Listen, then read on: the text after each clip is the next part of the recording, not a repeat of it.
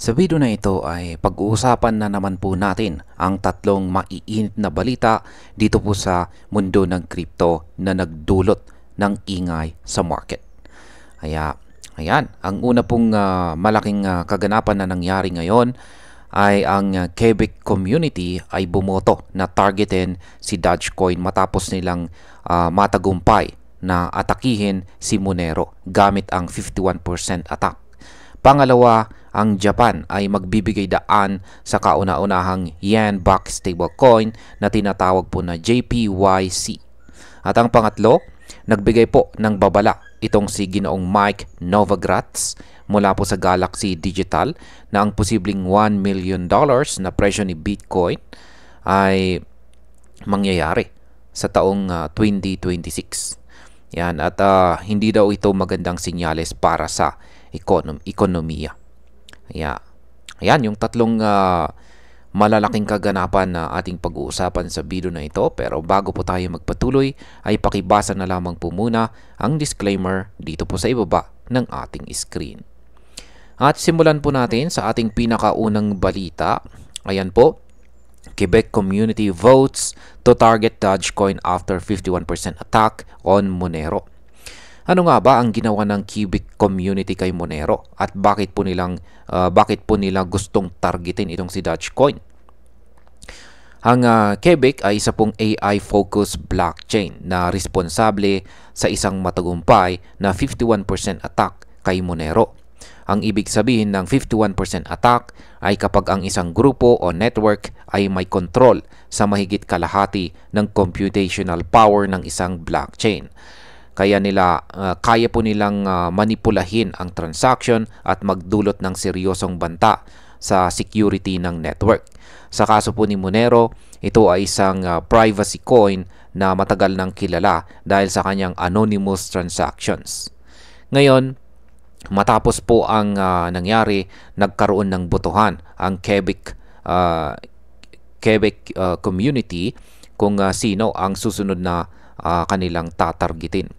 Kasama po sa mga pagpipilian ay si Dogecoin, Kaspa, at saka Zcash. Kaya yan po, nakikita natin dito sa kanilang post dito. Pero ang nakakuha po ng higit sa 300 votes ay si Dogecoin na mas mataas kaysa sa lahat ng iba pang mga mapagpipilian. Kung tutuusin, ito ay may malaking impact sa market. Kung tuluyang na-target po itong si Dogecoin at nagkaroon ng 51% attack, maaari pong bumaba ang tiwala ng investors sa mga proof-of-work coins. Maaari itong magdulot ng pagbaba ng presyo, hindi lang kay Dogecoin, kundi pati sa iba pang mga kahawig niyang coin tulad ni Kaspa at saka Zcash. Yan, ngayon ay ano po ang ibig sabihin ng plano ng Japan naman na maglabas ng kanilang kauna-unahang yen-backed stablecoin. Kaya yan po yung ating pangalawang balita rito. Japan to approve first yen-backed stablecoins this fall.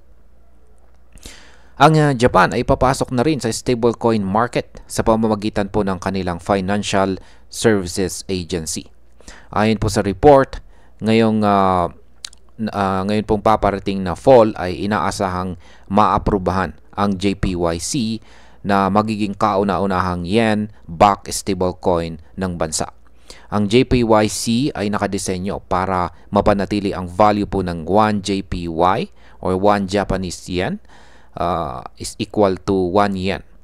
Ayan, 1 JPYC is equal to 1 yen. At ito po ay susuportahan ng liquid assets tulad po ng bank deposits at saka government bonds. Ang stablecoin na ito ay ipoprovide ng fintech company na JPYC mismo at magiging available para sa individuals at saka mga corporations. Kapag nabili ito, ipoproseso sa pamamagitan po ng bank transfer at ipapasok sa mga digital wallets. Kung iisipin po natin ay malaking pagbabago ito sa global stablecoin market. Sa kasalukuyan ay dominated ito ng US dollar stablecoins tulad po ng USDT at USDC na may combined market. Yan, may combined market na umaabot po ng higit $286 billion. Kung makakapasok po ang JPYC, mas lalaki po ang tiwala ng mga Japanese investors sa paggamit ng crypto dahil ito po ay nakapeg sa kanilang sariling currency. Posibleng magdulot ito ng mas mataas na adoption ng crypto sa Japan at makapagbigay ng alternatibo sa dollar stablecoins. Ayan. Ngayon ay dito naman po tayo sa pangatlong balita. Ayan, $1 million Bitcoin in 2026 would signal trouble. Galaxy's Mike Novogratz. Ano po ang babala ni Ginoong Mike Novogratz tungkol sa $1 million na posibleng maging presyo ni Bitcoin pagsapit ng taong 2026? Ayan, next year na po yan, 2026. Ayon po kay Ginoong Mike Novogratz, siya po ang CEO ng Galaxy Digital, hindi daw po magandang balita kung aabot si Bitcoin sa $1 million pagsapit ng taong 2026. Para sa kanya, ang ganitong presyo ay mangyayari lamang kung sobrang bagsak na ang ekonomiya ng United States. Ipinaliwanag po niya na kapag bumabagsak ang value ng isang national currency tulad po ng US dollar, ang mga investors ay naghahanap po ng alternative safe havens para protektahan ang kanilang yaman. Isa sa madalas na puntahan ay si Bitcoin na tinuturing po na digital gold. Ngunit kung umabot po si Bitcoin sa $1 million, ibig sabihin ay sobrang hina na ng dollar at posibleng magkaroon ng malalang epekto sa civil society ng Amerika. Sa madaling salita, mas gugustuhin po ni Ginoong Novogratz ang mas mababang presyo ni Bitcoin pero may stable na ekonomiya kaysa ang sobrang taas ng presyo pero bagsak ang kabuoang sistema. Kaya ang impact po nito sa market ay masasabi nating psychological. Kapag narinig ng mga investors ang ganitong pahayag, maaari silang maging mas maingat sa kanilang long-term investment. Maaari rin itong magdulot ng short-term volatility kay Bitcoin dahil iba-iba ang magiging reaksyon ng mga traders. At ayan, bilang panghuli, para sa akin, ang mga balitang ito ay nagpapakita po kung gaano ka-dynamic ang crypto market. Una, ipinapakita po ng Quebec attack na kahit gaano po kalaki o katagal ang isang coin tulad ni Monero, may banta pa rin sa seguridad ng mga proof of work networks. Ito ay babala rin para kay Dogecoin dahil siya ang susunod na target. Pangalawa, ang hakbang naman po ng Japan na maglabas ng kanilang yen-backed stablecoin ay isa pong malaking milestone.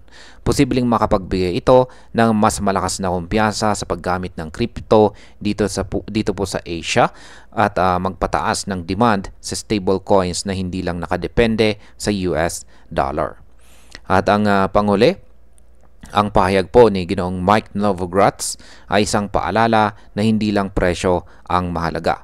Oo, exciting marinig na si Bitcoin ay maaring umabot ng $1 million, pero kung kapalit nito ay ang pagbagsak ng ekonomiya, masisira ang stability na mahalaga para sa lahat ng mga investors.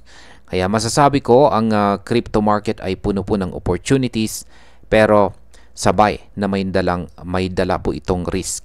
Ang mga balitang ito ay patunay na ang bawat galaw ng crypto ay may direktang epekto sa presyo, tiwala at future ng digital assets.